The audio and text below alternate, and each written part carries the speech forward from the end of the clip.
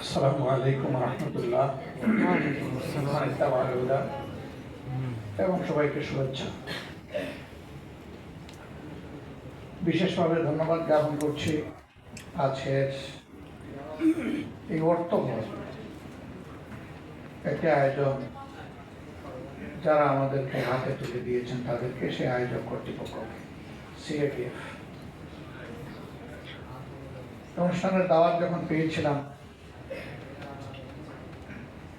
আমি তখন থেকেই মানসিকভাবে প্রস্তুতি নিয়েছি যে এখানে বিভিন্ন ধর্মের, সম্প্রদায়ের, রাজনৈতিক মহলের, সমাজের, সিভিল সোসাইটির, মিডিয়ার ক্রস সেকশনের লোকেরা এখানে থাকবেন, আলিম ওলামা এখানে থাকবেন, এবং সবাই যেন মন খুলে নিজের কথাগুলো বলতে পারে, আর আমরাও যেন মনের কান দিয়ে কথাগুলো শুনতে পারি, চামড়ার কান দিয়ে না। আমার কাছে এটি মনে হয়েছে সবাই মন খুলে কথা বলেছে, এবং সবগুলা কথার মাঝখানে একটাই আকুতি, আমরা যেন সবাই মিলে একটা মানবিক সমাজ করতে পারি,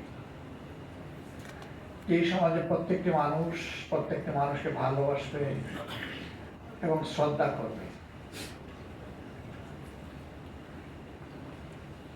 আমার জ্ঞান অভিজ্ঞতা দুটো খুবই সীমাবদ্ধ, তারপরেও চেষ্টা করি বিবেকের আলোকে চলতে, কিন্তু এটা দাবি করতে পারি না যে আমার সব কাজ নির্ভুল এবং মানবতার কল্যাণের শতভাগ নিয়োজিত, এটা দাবি করার শক্তি আমার নেই। আমি চেষ্টা করি, এটুকু বলতে পারি। চেষ্টা করেছি ছোটবেলা থেকে মানুষকে মানুষ হিসাবে সম্মান দিতে। আমি একটা ঘটনা থেকে বেশ বড় শিক্ষা নিয়েছিলাম। 2015 সাল গ্রীষ্মের কোনো একদিনে বরিশাল থেকে আমি ঢাকায় ফিরেছি লঞ্চে। সদরঘাটে আসার পরে তখন রথ চমকাচ্ছে, আমি গাড়িতে উঠলাম। কিছু দূর যাওয়ার পরে আমার চালককে বললাম যে তুমি একটু থামো, এখানেই থামো, আমার একটু কাজ আছে। সে আমার দিকে পিছু ফিরে তাকিয়ে বলল, স্যার সামনে ময়লার ভাগার তো গন্ধ আসছে, আমরা কি একটু সামনে গিয়ে থামবো? আমি বললাম না, এখানেই থামো, এখানেই আমার কাজ। 20 থেকে 22 মিনিট গাড়িতে বসে আছি। আমার আরেকজন সঙ্গী সহকর্মী চিকিৎসক ছিলেন,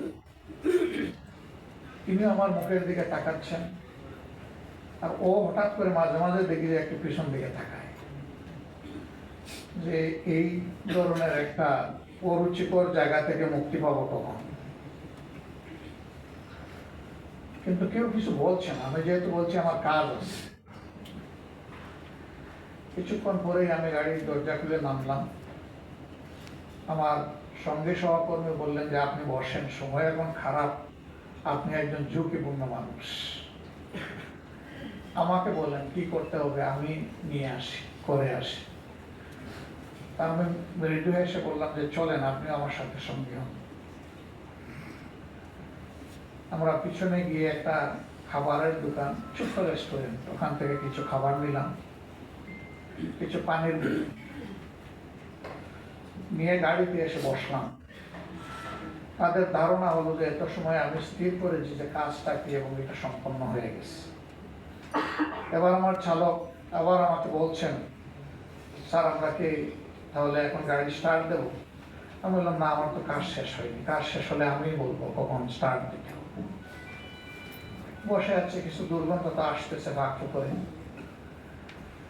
একটা সময় আবার গাড়ি থেকে নামলাম কয়েক মিনিট পরে। আমার সঙ্গীকে বললাম যে এবার একটু আগের মতোই সাহায্য করেন, কিছু প্যাকেট আর বোতল আপনি নেন আর কিছু আমি নেই, চলেন ওই জায়গায় যাব যেখানে ভাগার, সেখানে। ইতিমধ্যে কিছু মানুষ তারা তাদের কঠিন ডিউটি সম্পন্ন করেছেন, বেলচাগুলা ডাম্পিং ট্রাকের উপর ছুড়ে মেরেছে। আমি সামনে গিয়ে হাজির হয়ে সালাম দিলাম, কেউ কোনো রেসপন্স করে না, জবাব দেয় না। আমি আবার রিপিট করলাম, এগেইন সাইলেন্ট, কোনো রেসপন্স নাই। আমি জিজ্ঞেস করলাম যে এখানে কেউ কি আপনাদের মধ্যে মুসলমান আছেন? 5 জনের একজন খুব রাগ করে বলতো, তার নিজের সম্পর্কে একটা কমেন্ট করে বলতো যে আমি তো, বাকিরা তো মুসলমান, জবাব দেয় না কেন? নো প্রবলেম, আমি আবার দিচ্ছি সালাম। এবার সালাম দেওয়ার পরে 4 জন একসাথে জবাব দিল। এর মাঝে একজন জিজ্ঞেস করলো, আপনার পরিচয় কি? আমি বললাম যে আমি তোমাদের ভাই। বললো সেটা কেমন ভাই? আমি একদম খাঁটি জাতি ভাই। বললো ও স্যার, গরিবদের নিয়ে সবাই উপহাস করে, আপনিও দেখছি উপহাস করতে আসছে। আমি হাত জোর করে বললাম, মাফ করবেন, আমি উপহাস করতে আসিনি। একজন বলতেছে, তাইলে আপনি কি কোনো সিনেমার শুটিং এ আসছেন? আমি বললাম যে আমার এই লেবাস দেখে মনে হয় যে আমি শুটার, আমি একজন অ্যাক্টর। না, এরকম চরিত্র তো মাঝে মাঝে আমরা দেখি, কিন্তু খুব জ্ঞানী জবাব দিল। তো এরপরে জিজ্ঞেস করলো যে আপনি কেন আসছেন? আমি বললাম যে হাত ধুইতে আসছি। যে মাফ করবেন, গরিবদেরকে আর অপমান করবেন না, আপনি আমাদের হাত ধোয়াবেন, থামসার জায়গা পান না। আমি বললাম যে হাত না ধুয়ে আজকে কাউকে আমি গাড়িতে উঠতে দেবো। কেন আপনি আমাদের হাত ধোয়াবেন? আমি বললাম যে সমস্ত সমাজের হাত ধোয়ানোর, অর্থাৎ ময়লা পরিষ্কার করার কঠিন কাজ, যেটা আমি পারবো না, আমাদের মতো আরো লাখো জন পারবে না, সেটা আপনারা করেন। ওই সম্মান দেখানোর জন্য আজকে আপনাদের হাত ধুইতেছি।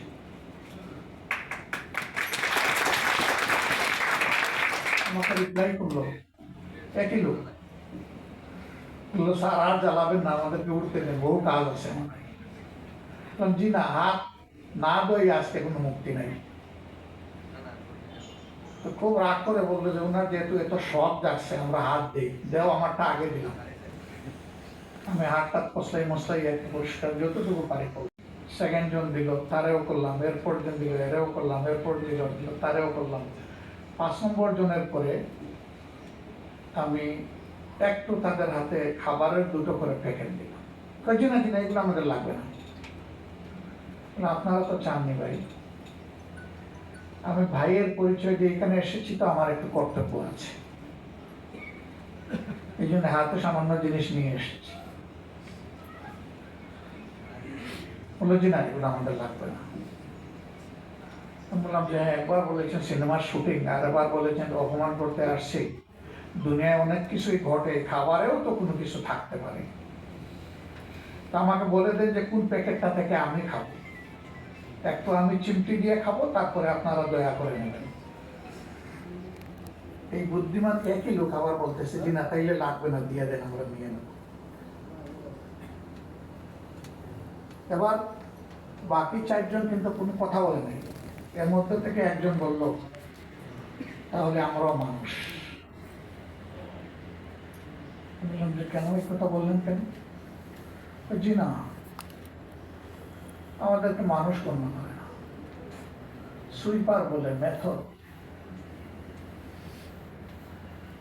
আমাদের চেহারা দেখলে আমাদের থেকে দূরে সরে যায়।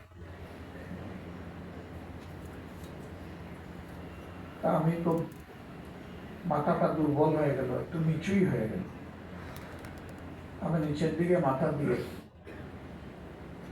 আমার চোখ থেকে পানির ফুটা বের হয়ে গেল। আমি বললাম যে ওই সমস্ত ফিনফিনা সাদা কাপড়দারি আমার মতো ছোট লোকদের পক্ষ থেকে তোমাদের কাছে মাপছে। আমরা যে সমাজের এতবারই উপকারী বন্ধুকে মানুষ হিসাবে সম্মান দিতে পারলাম না, আমরাই প্রকৃত মূর্খ। ভাই ক্ষমা করে দিও। আমি কেঁদে কেঁদে আমার গাড়ির দিকে হাঁটা ধরলাম, ওরাও দেখলাম যে কেঁদে কেঁদে তাদের গাড়িতে। গাড়িতে বসে সঙ্গীদেরকে জিজ্ঞেস করলাম, কোনো শিক্ষা কি এখানে আমাদের জন্য আছে? তা আমার চিকিৎসক বন্ধুটি বললেন, অবশ্যই আছে। কি? বললো যে আমরা মানুষ হতে পারি।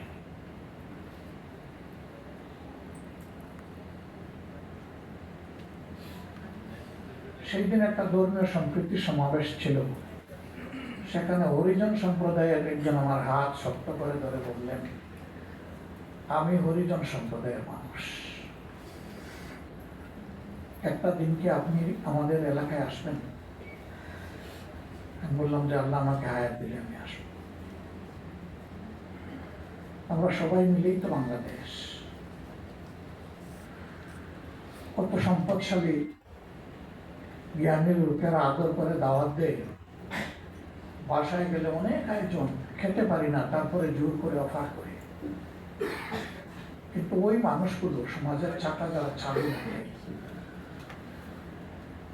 তাদের ঘরে কি একদিন উঁকি দিয়ে দেখেছি তারা কিভাবে কি খায় আর কিভাবে থাকে? সে তো দেখার সময় আমাদের নেই, মানসিকতাও নেই। আমি মনে করি যে আগে আমাদেরকে মানুষ হতে হবে।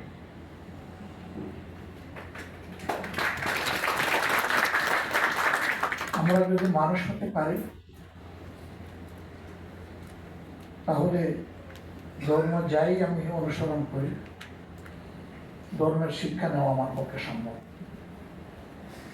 আর মানবিক মানসিকতা এবং মন যদি না থাকে, ধর্ম আমার পোশাক হতে পারে কিন্তু আমার অন্তর সাজাই দিতে পারবে না।